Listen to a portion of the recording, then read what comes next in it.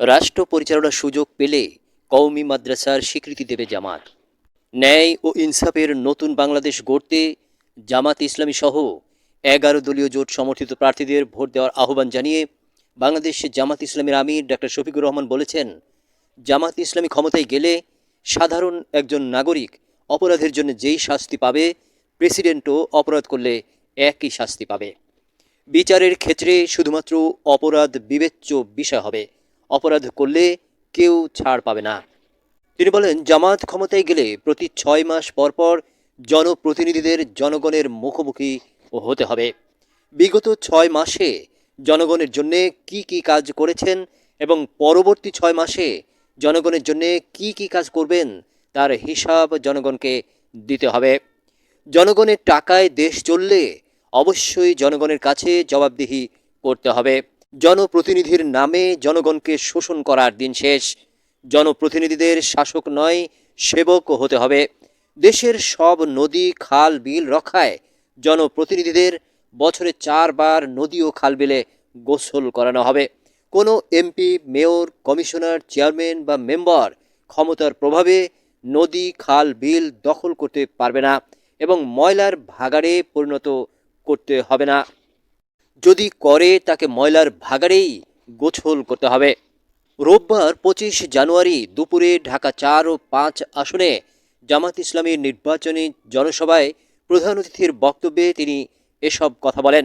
এ সময় তিনি আরও বলেন, ফ্যাসিবাদের কবল থেকে জাতিকে মুক্ত করতে যাত্রাবাড়ি অঞ্চলের মানুষ সর্বোচ্চ ত্যাগ স্বীকার করেছে। এই অঞ্চল শহীদের রক্তে রঞ্জিত। এই অঞ্চলের দায় রাষ্ট্রকেই শোধ করতে হবে। ঢাকা 4 ও 5 আসনে 11 দলীয় জোট সমর্থিত দাঁড়িপাল্লা প্রতীকের প্রার্থীরা নিজ নিজ এলাকার যেই সমস্যাগুলো তুলে ধরেছেন, জামাত ইসলামী ক্ষমতায় গেলে সকল সমস্যাগুলোর সমাধান করা হবে। কওমি মাদ্রাসার শিক্ষা ব্যবস্থা প্রসঙ্গে জামাতে আমির বলেন, কওমি মাদ্রাসার শিক্ষা ব্যবস্থা নিয়ে প্রতিটি সরকার চরম অবহেলা করেছে। কওমি মাদ্রাসার সিনিয়র লেভেলের সনদের স্বীকৃতি দেওয়া হলেও নিচের দিকের কোনো সনদের স্বীকৃতি দেওয়া হয়নি। কেউ তাদের স্বীকৃতি না দিলেও জামাত ইসলামী রাষ্ট্র পরিচালনার সুযোগ পেলে কওমি মাদ্রাসার সর্বস্তরের সনদের স্বীকৃতি দেবে। শিক্ষা ব্যবস্থায় বাংলা ভাষার পাশাপাশি আরবি ও ইংরেজি ভাষার উপর গুরুত্ব আরোপ করা হবে উল্লেখ করে তিনি বলেন, সারা বিশ্বে আমাদের আগামী প্রজন্ম দক্ষতার স্বাক্ষর রাখতে হবে। জামাত ইসলামী সেই সুযোগ সৃষ্টি করবে।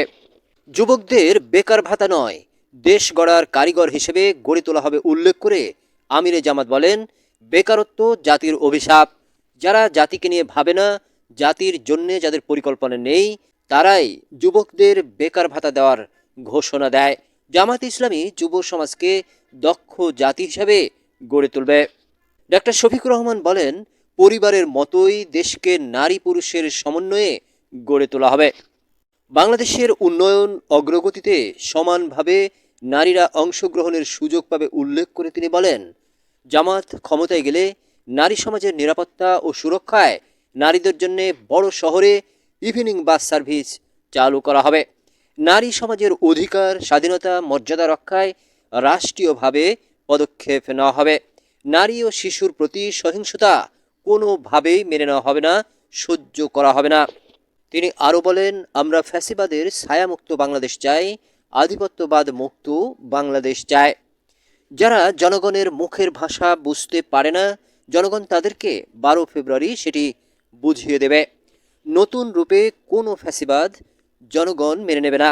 দেশের জনগণের অর্থে কেনা অস্ত্র জনগণের বুকে আর গুলি চালানোর দৃশ্য দেখতে চায় না। যারা চাঁদাবাজি নামক নতুন পেশা চালু করেছে তাদের উদ্দেশ্যে ডাক্তার শফিকুর রহমান বলেন, জামাত দেশ পরিচালনার সুযোগ পেলে আমরা কোনো মায়ের সন্তানকে চাঁদাবাজ হতে দেব না। চাঁদাবাজরা যদি তৌবা করে সরল পথে ফিরে আসে, তাদের জন্যও আমরা কর্মের ব্যবস্থা করব। তাদের আমরা বলবো, যেই যেই ব্যবসায়ী থেকে চাঁদা নিয়েছিলে তাদের টাকা ফেরত দিয়ে আসো। চাঁদাবাজরা চাঁদা ফেরত দিয়ে আসলে রাষ্ট্র তাদের নিরাপত্তা নিশ্চিত করবে। একটি সুখী, সমৃদ্ধ, মানবিক বাংলাদেশ গড়তে সমাজের অপরাধ দমনের জন্যে যা যা করণীয় তার সব কিছু করা হবে। চাঁদাবাজদের নিশ্চিহ্ন করতে বিশেষ অ্যাপস চালু হবে।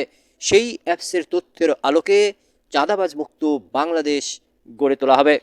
পরিশেষে তিনি উপস্থিত জনসাধারণকে জুলাই সনদের বাস্তবায়নের জন্য গণভোটে হাঁ ভোট দেওয়ার আহ্বান জানিয়ে বলেন, গণভোটে হাঁ মানে আজাদি আর না মানে গোলামি।